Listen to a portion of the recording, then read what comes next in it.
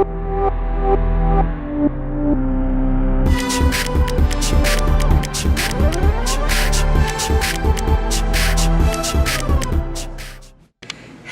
and welcome to this episode of the Shyft, your wellness center.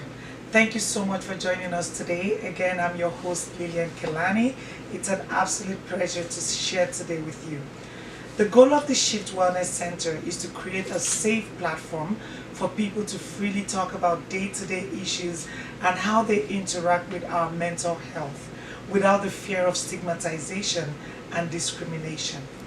Today I have with me a very special guest, a friend of mine, and we've been together since I actually moved to Canada. This woman is a very, very smart woman and I respect the work she does. Mrs. Nina King, welcome to the Shyft. Thank you. It's a pleasure to be here. Awesome. Today we'll be talking about transitioning from 9 to 5. And before we dig into that, let me just tell our audience a little bit about you. Of course, I know there's no bio that can explain you as a person, but I'm just going to give a little bit. You know, after graduating from the University of Alberta with a master's degree in land reclamation and remediation, Nina spent 7 years as an employee for 2 big financial institutions and in waste management company before taking a leap of faith to actually start a home business and start a digital marketing networking company. She became a marketing director and co-owner of Kinnick Solutions Incorporation. Nina is a strong believer in education and personal development. She's a mother of 3, a beautiful wife of a handsome husband, and of course she juggles a lot of these things and balancing work and life. Nina, you're welcome to the Shyft. Thank you. So, first of all, I think I'm going to ask you, how are you? Well, I would say I have always felt great having transitioned to being an online business owner and, quit my job. So personally, mentally, it has been great and I feel good. Wow, that's awesome. Now, there are things in your bio that I want to know. What's the reclamation, proclamation? Can you explain that? When I was going through that, I'm like, oh, well, I've never heard those. So can you tell us a little bit of what that is? Okay, yeah, so that's pretty much what my education background was, and for you to understand it better, you might as well just call it environmental science. Okay. It's a branch in environmental science that Right. I specialized in, and what that means is simply where the people that see a land where it has been used, maybe say for mining, and we are the ones that have to come up with ways to put that land back in the original state that it was prior to it being mined. So that is what is called reclamation in a layman's term. Yes, you have to explain it to lay people like us, because I was looking at it, I'm like, okay, maybe she can help me reclaim my land from the people who stole it back in the day. No. That is not reclaim. Well, I'm in the health field, so I don't know a lot about these things, but that sounds very interesting. So if, for example, they get gold from land and you guys help to get it back. Yeah, the land is already disturbed, so we have to come in, and that's where we talk about doing things like environmental impact assessment, Right. to assess how damaged the land is, and then come up with reforms that would put the land back in the original state. Okay. So like take for instance in the oil sands here in Alberta, which is where we are, they mine a lot of oil sands, and then the land is disturbed, so Right. they have to reclaim that land. It is a law that when you mine, you have to reclaim the land, put it back into its original state, either by form of vegetation or Yeah, okay. Now, I see why we get along so well, because you've also moved from different lines. How did you go from that into the financial sector and then into online? So let's talk about the transition into the because when I met you, you work in the bank, and I was wondering, because I knew your line was more of an environmental, and I'm like, okay, what is the correlation and how did you get in there? Well, believe it or not, the banking sector was a survival job.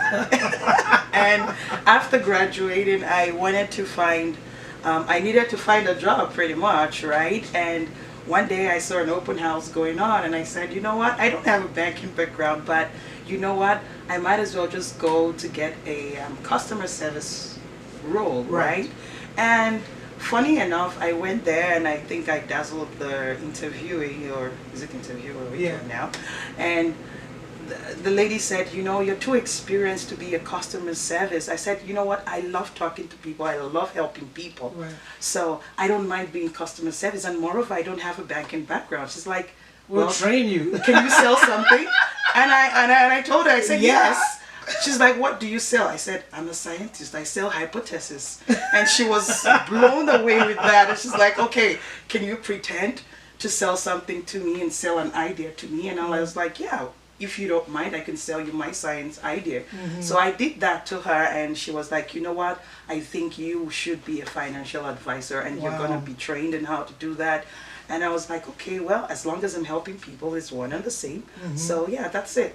And I got in, I got trained, and I was really good at what I do. So that's good. And you know, that's one thing I love about you is whatever you dabble into, you're very good at whatever you do. And I want to use this before we keep going on right now to encourage other people that, you know, you don't have to box yourself. You don't have to stay in the one thing simply because that's something you've known.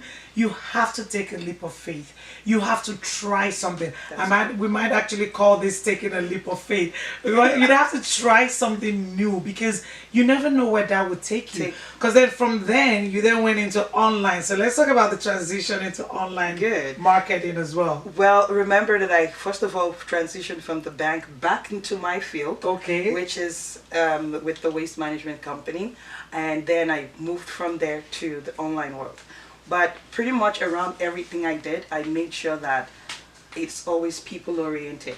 I am pretty much customer centric, and at the same time, most of what I did, I pretty much dealt with people one-on-one. And bringing value to them. Yes. So for me, I didn't find it hard transitioning to the online world, as long as I was also still helping people. Because they say life that is not shared is not life at all. Of course. So that was pretty much me. So I moved from the bank to the waste management company, also being a service rep. So I was also dealing with helping customers to dispose of their hazardous waste. So it's not the typical kitchen waste and all that. It's pretty much industrial waste, like making sure that they are not disposing it in a bad way to the environment.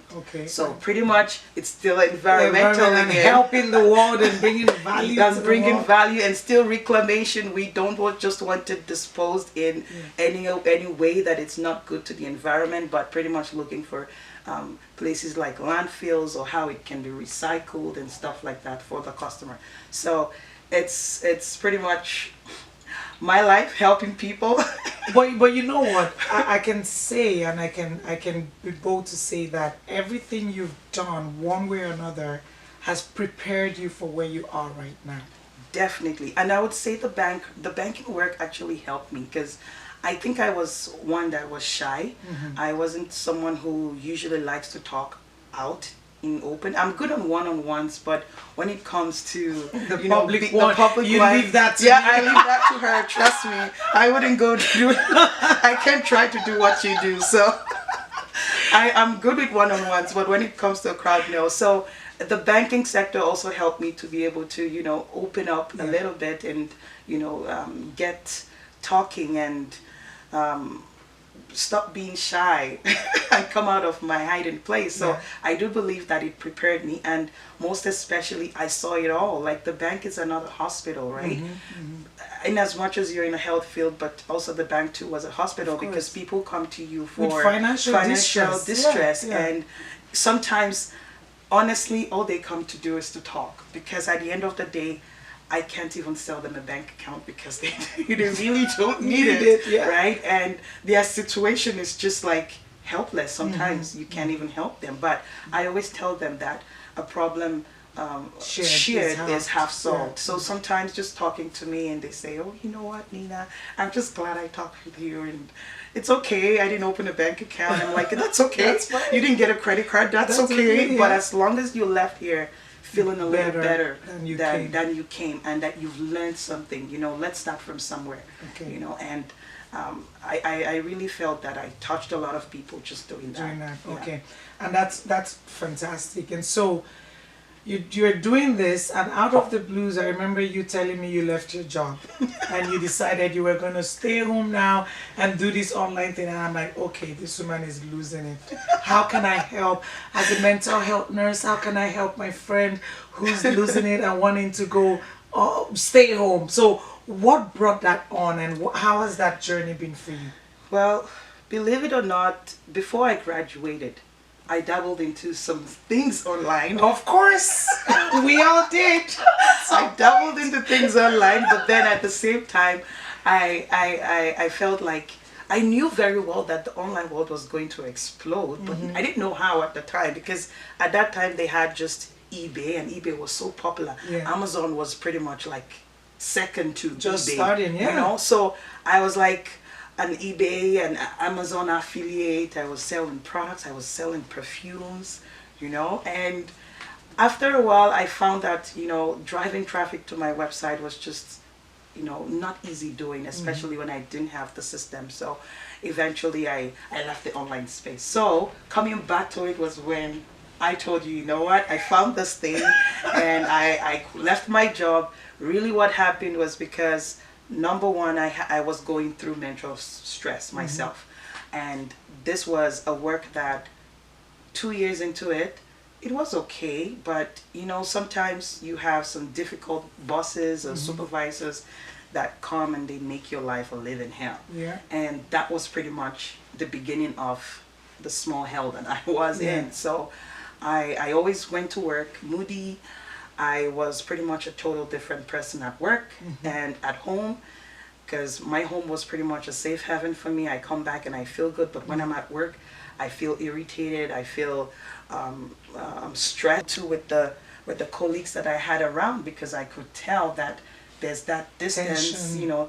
It's like nothing I say it makes sense. Even when a customer is saying something against me, or they don't even give me that benefit of doubt. They just assume that, oh yeah, we believe the customer. And I'm like, where is that colleague relationship where you trust me to do my job and not just believe what the customer is saying? Because the customer is always right. Exactly. So I felt bullied in a way, and I saw it racial. So at some point I could only take enough, and when I went on mat leave, that was when I came across this online business which I started, and I was determined not to go back. So it didn't work out. I still had to go back after maternity, but then because I had a plan B, I told myself, you know what, that is what I'm going to retire. I'm going to retire as being my own boss. I'm going to want to do something for myself that my future self would be grateful to me for, and that honestly, we come into this 9 to 5, juggling it, giving it all our best, but sometimes your bosses don't see that, and with the snap of their finger, they can get you out of the door, So I made up my mind that with this plan B, I would do something for myself, and that's how I decided that, you know what, let me grow this business, and it grew. And by the time it got to a point, I now told my boss, you know what? You fired your boss. I am no longer. I can't wait for that day when I walk into my boss. And trust me, it happened just before the pandemic, and when everybody was losing their jobs and they were cutting down pays and everything. And well, at that time, I launched my Mercedes too. And then they're like, ooh, what's going on? What's going on? She has something cooking. And I like, you know what? I'm not going to work for anybody else. I'm not moving to any competitor or anything, because technically if you're working for a competitor, you get walked out of the office, kind of a thing. But I told them not to worry. When I would leave, I would give you a resignation letter and let you know that I'm leaving. So to cut the whole story short, it is that I told my supervisor that I felt bullied, and there was this racial stigmatization that was going on, and it was being hidden, because she always comes up front looking nice, but when no one is there, then she attacks. So I reported that to HR, And that was when the George Floyd thing came out, and I'm Okay. like, you see, this is what we're saying, right? Wow. And they looked at it in terms of HR. HR did what they could do and said, I wouldn't report to her, but then at the end of the day, I just felt like my mental state was really what was at stake here. Right. It was not about the pay. I was paid well, and I felt like I just can't cope with the mental stress. I couldn't work with her, and the company wasn't willing to let her go Oh, either. yeah. So it's pretty much I That's leave. really- I even had to see a psychiatrist for that Wow. because it was really bad. Yeah. And the psychiatrist said, you know what? Just take out that equation and Mhm. you'll be fine. Yeah. And that was it Yeah. for me. I just said, you know what? My family is more important. If I go tomorrow, my family are the ones that would, feel it more than the supervisor. So she's let's not worth talk it. about that a little bit more. The reason I want to dwell on that is because I've been in a situation, but not similar. It's every situation is unique to the Unique, individual. Yeah, definitely. But I did not even have the boldness that you had. The good thing though, it wasn't my boss. So my boss, I had support from my boss. I think that was what kept me steady, even though I almost lost my mind. Like, so I know when you have tension at work, it's not fun because I've been there, done that, got the t-shirt. And the first time I was able to stand it, and I would come home, I'll go in my closet and cry. Like, it was horrible, horrible, horrible. But I had this support, like I sort of had that support of my boss. So I could hold it because she would hold me, like when I'm like, she would just hold me. So that kept me. So let's talk about people that don't have that support. I can't imagine if I don't. And the next time that happened, I had to go to her and say, hey, this your hold is not going to do it for me. I can't anymore. Like, my mental health, I knew I was losing it. And I always tell people that when you talk about mental health, we're on a spectrum here. Yeah. It takes very little to tip you over. And it's important to do what you got to do to help yourself. And I did what I had to do at the time. I told her, I said, you either do this or I walk. Yeah. I wasn't going to negotiate at this point. The first time I negotiated, I stayed.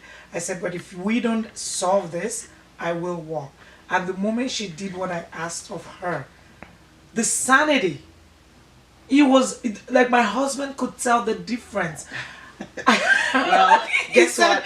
My husband was like a shrink to me because he was like a shrink because my each time God. I was in that position, he was the only one that could talk me out of it. Exactly. And I find myself most of the time picking up the phone and shaking and like, you know what, this woman has started again. She started again. And he's like, take a deep breath, okay, you know what, let's just talk about something else. And he would try to distract me out of that moment. But then It's not the same. They It's don't not get the it. same. Mine Like, would you say, walk why in- is it bothering you? You worry too much. It shouldn't bother you. You should do A, B, C, D. Tell them X, Y, Z. I'm like, that's not me. Yeah. And you do that sometimes, you get yourself in more trouble. Exactly. Like I myself, I had to bottle a whole lot, and by bottling a whole lot at work, I kept to myself. I had lunch by myself. I I took strolls out Wow. of the building. Like, Yeah. you could tell that there is no social life in work. Like, And being in that's an horrible. and being in an environment where you don't laugh because you don't know what kind of jokes you crack with people and they get offended. Wow. And it was, for me, it was Tense. just so tense. I've even been there. even I had another colleague who came temporarily, Mm-hmm. and when he came in, he's like, you know what, I can't function here, and he literally left. Left, yeah. He said, I can't function here. Yeah. He was just 2 weeks, Wow. and I said, this is what I had to do for 2 years Yes, plus. And they say this thing, and it sounds like a cliche, but it's true. Oh, They it always say is. it's not about the work, it's about the people. Trust me, give me the hardest work ever, I don't care. As long as I have the right Right environment, environment, and we yes. can laugh because I like to have fun Fun, at work. exactly. I like to let my hair down and crack some jokes once in a, especially even with us with mental health. you have to have a sense of humor because you're going to go crazy. And you can tell that from our origin too, right? Yes. You know, we are Africans and we love fun. Fun. That's how we survive. I mean, that's how we go. And, that's how we're able and to do stay you know alive. that? Do you know that there are times when I laugh just to make myself happy, and I get told that I'm too loud Wow. at work, and I'm like, seriously? Oh, they say what's funny. Oh my God. Okay. I can laugh. Wow. So guys, lesson 2 here is if you're working in an environment or in not even working, if you're in an environment that's not allowing your mental health to be, positive or to just even be sane, you need to find a way to get out. And it might not be physically getting out. You might not have the means to transition or to have your own business or to get another job, but you cannot stay silent. This leads to bullying, harassment. Eventually people start losing weight. Eventually some people attempt suicide. You need to find a positive environment for your work or for your home or for your friends. That's very, very important because that was what then moved you. So now talk about juggling things. So you now started working from home. Yeah. As a result, you fired your boss and, Yes. and then you started working from home. I just love that word, fire your boss. And then you started working from home. Now, at that time, I remember it was just before the pandemic. So the kids were brought home and they were all made to stay at home. So tell me, because I think that's one thing that would having to be home all day with the kids. So juggling all that, how did you find that? Well, for me, at first, well, me being home by myself, it was a lot easy, right? Because the kids are at school and then you have nothing to worry about besides, working on your laptop and doing what you need to do. But then having the kids at home was pretty challenging. Honestly, I give kudos to all the teachers. Yeah. Because I honestly wanted them to be out again. Just so I could have my me time. But it was not easy. I tried, and the fact that I was already home, what I really loved about it was that at least there was no rush hours. We woke up when we wanted to wake up, and But then they still had to be in school at a certain time. Yeah. But then at the same time, it was not so early anymore, right? Okay, because yeah. you have to wake The up, school runs, drop them off, and wake up so early to prepare lunches. Yeah. But this time around, there was no preparing lunches, and if there's anything I hate, that's that. Preparing. I don't love those preparing lunches business. Of course. I can't wait for them to be like 15 and like, go scoot yourself to lunch. Yeah. So I at least I was able to cope, Yeah. with them at home, and good thing that their classes were staggered, Yeah. so it was not like them being on the screen the whole day. They had some breaks in between, and also that gave me time to sit down with them and bond with them. Well, see what they now do in school, and sometimes I question, is this all you guys did in school? I know. Did you feel like let's do home to school learning now? But oh jeez. I know that during the pandemic as well, a lot of people doing online business had said it was the best thing that ever happened to them. Yes, it was. And I dabbled into some online things too, so I know it was a good time. So talk about the pandemic and how it's affected your business positively or negatively.